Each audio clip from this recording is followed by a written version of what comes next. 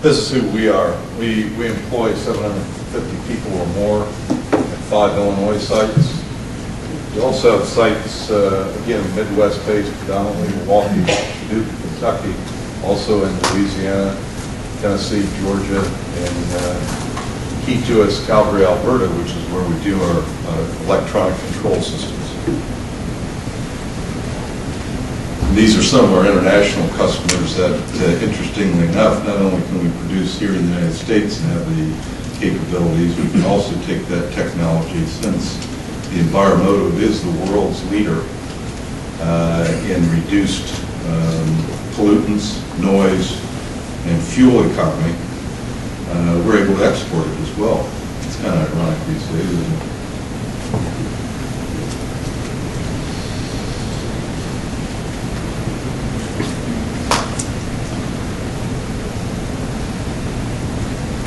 The genset is produced obviously by workers at the Cummins plant in Seymour, Indiana.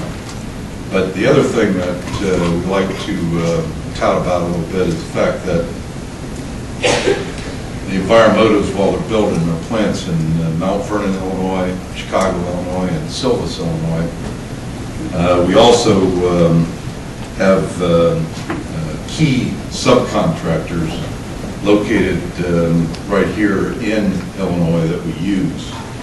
And Capital Engineering in Harvey, South Chicago, Industrial Enclosure in Aurora, close by, and Big 3 in Centralia.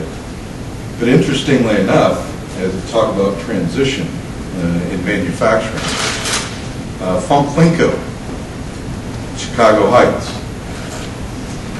We were having difficulty as we were bringing on the Enviromotive product line in the marketplace. We had to deliver some 60 to California in a 6-month period in 2007 after going through 5 years of development.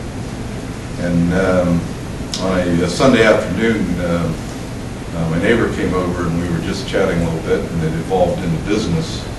And Funklinko in Chicago Heights is a manufacturer, or has had a base over the last 20, 30 years in pole manufacturing. As an example of BP Amoco, the signs, the poles that hold up the signs, McDonald's, etc. So, relatively speaking, lightweight steel requirements, 250 to 500 pounds perhaps. But we were having difficulty with our mainframe. This piece right here comes across. That's really a bed of steel that houses the upper portion of the locomotive, and also next to it, of course, the integral trucks and fuel tank. That bed weighs about 50,000 pounds, and that's just on the 4-axle. It can go up to 100,000 pounds on a larger freight locomotive. We were discussing some of the issues we had with our current supplier.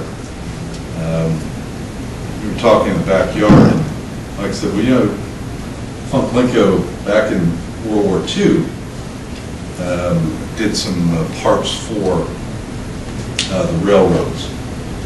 And of course they switched into, as they developed with poles for the other companies such as BP and McDonald's, etc. And I said, well, what sort of manufacturing capacity do you have? We talked about cranes, etc. So how would you like to try to build a 50,000 pound frame? There's lots of chuckles. And we got a laugh or two out of it. But then he thought about it a little bit and took it to his mother, Vicky, who says, let's try it. Well, the first 2 or 3 frames, we had a learning curve, as you do in bringing out any new product. And those were quickly corrected. And now Funklinko produces actually the best mainframes in the industry today, throughout the country and North America. That's the sort of change in manufacturing, I think, that we want to see going forward. But it's also, just like with the Enviromotive, you know, we were kind of the green behind the ears when we decided to team up with the state of California and said, we'll take on this project, because quite frankly, we didn't know how to do it when we took it on. We thought we could, but we really didn't have a game plan. Much like when Funklinko said, let's try it. So that's one of the things that the country also has, because been to Washington, have been on the congressional hearings on high-speed rail, et cetera. And one thing that was very disturbing was the general attitude that, and it was pervasive, that we had to look toward the Europeans to find a solution for our high-speed rail needs going forward. I didn't buy it. But I think a lot of those folks in the past have bought it without thinking about what our capacities are here in the United States and what our technological capabilities are.